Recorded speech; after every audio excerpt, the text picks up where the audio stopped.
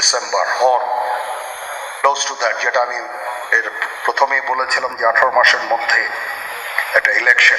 আমার দেশ পরিচালনা করা আমার দায়িত্ব না, আমার কাজ না, আমি জানি না এটা কিভাবে করতে হয়, আমি যেটা জানি সেটা করি। ডক্টর মোহাম্মদ ইউনূস কি পদত্যাগ করতে চাচ্ছেন? প্রধান উপদেষ্টা ডক্টর মোহাম্মদ ইউনূসের সঙ্গে বৃহস্পতিবার সন্ধ্যায় সাক্ষাৎ করেন নাহিদ ইসলাম। সন্ধ্যা 7টার পর প্রধান উপদেষ্টার বাসভবন যমুনায় যান গণ অভ্যুত্থানের নেতার দল এনসিপির এই আহ্বায়ক। তাদের মধ্যে আধা ঘন্টারও বেশি সময় ধরে কথা হয়েছিল। বৈঠকের বিষয়ে এনসিপির যুগ্ম সদস্য সচিব মুশফিকুস সালেহীন বলেন, তারা চলমান রাজনৈতিক পরিস্থিতি নিয়ে আলোচনা করেছেন। এই বৈঠকের আলোচনা নাহিদের বরাত দিয়ে তিনি বলেন, প্রধান উপদেষ্টা বলেছেন তিনি কাজ করতে এসেছেন, কাজ করার মতো পরিস্থিতি না থাকলে তিনি অবশ্যই পদত্যাগ করবেন।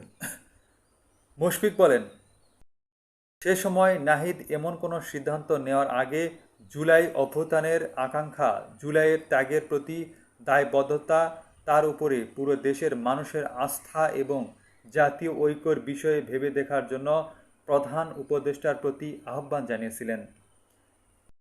অন্যদিকে দেখা যায় বিবিসিকে একটি সাক্ষাৎকারে নাহিদ ইসলাম বলেছেন, দেশের চলমান পরিস্থিতি, স্যারের তো পদত্যাগের একটি খবর আমরা আজকে সকালে থেকেই শুনে আসছি, তো ওই বিষয় নিয়ে আলোচনা করতে স্যারের সাথে দেখা করতে গিয়েছিলাম। প্রধান উপদেষ্টা দেশের চলমান পরিস্থিতিতে কাজ করতে পারবে না এমন শঙ্কা প্রকাশ করেছেন।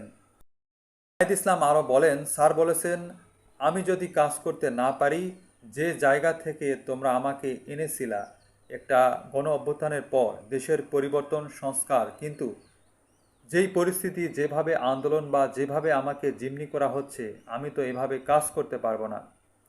জানা গিয়েছে যে বৃহস্পতিবার দুপুরে উপদেষ্টা পরিষদের নিয়মিত বৈঠক শেষে প্রধান উপদেষ্টা দেশের সার্বিক পরিস্থিতি নিয়ে অন্য উপদেষ্টাদের সঙ্গে কথা বলেন।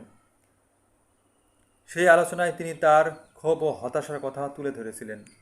উপদেষ্টাদের সঙ্গে অনির্ধারিত আলোচনায় ঢাকায় প্রতিদিন সড়ক আটকে আন্দোলন, সংস্কারসহ বিভিন্ন বিষয়ে রাজনৈতিক দলগুলোর মধ্যে ঐকমত্য না হওয়া, রাষ্ট্রীয় কাজে নানা পক্ষের অসহযোগিতার বিষয়টি নিয়ে কথা হয়। প্রধান উপদেষ্টা বলেন, তিনি এই পরিস্থিতিতে কাজ করতে পারছেন না, সংস্কারের বিষয়েও এখনও তেমন কিছু হয়নি, তাহলে তিনি কেন থাকবেন, এমন প্রশ্ন আলোচনা আনেন তিনি। একটি পর্যায়ে প্রধান উপদেষ্টা তাদের বলেন, তারা যেন আরেকটি অন্তর্বর্তীকালীন সরকার গঠন করেন, কারণ তিনি চলে যেতে চান। বর্তমানে যে পরিস্থিতি আছে তাতে অবাধ ও নিরপেক্ষ নির্বাচন আয়োজন করা নিয়েও তিনি সংশয় রয়েছেন। এই পরিস্থিতিতে নির্বাচন হলে ব্যালট ছিনতাইয়ের মতো ঘটনা ঘটলে পুলিশ প্রশাসন তা ঠেকাতে পারবে কি না, সে বিষয়ে সংশয় প্রকাশ করে তিনি কথা বলেন। অন্যদিকে ভালো নির্বাচন করতে না পারলে মানুষ তাকে দায়ী করবে বলেও আলোচনায় উল্লেখ করেন। এমনকি বিভিন্ন পক্ষের সহযোগিতার বিষয়টি জাতির উদ্দেশ্যে ভাষণের মাধ্যমে তুলে ধরার কথা বলেন প্রধান উপদেষ্টা। এক পর্যায়ে তার ভাষণের একটি খসড়াও তৈরি করা হয়, তবে শেষ পর্যন্ত ভাষণের বিষয়ে সিদ্ধান্ত হয়নি। এ বিষয়ে পরে আবার আলোচনা করতে পারবেন। 5 আগস্ট শেখ হাসিনা ভারতে চলে যান। 8 আগস্ট মোহাম্মদ ইউনূস অন্তর্বর্তীকালীন সরকারের দায়িত্ব নেন। এরপর 9.5 মাস কেটে গিয়েছে। সম্প্রতি ঢাকার দক্ষিণের মেয়র পদে বিএনপির নেতা ইশরাক হোসেনের শপথ পড়ানো নিয়ে এনসিপি ও বিএনপির মধ্যে বিরোধ তীব্র হয়েছে। দুই দলই রাস্তায় নেমেছে, একে অন্যের বিরুদ্ধে অভিযোগ করছে।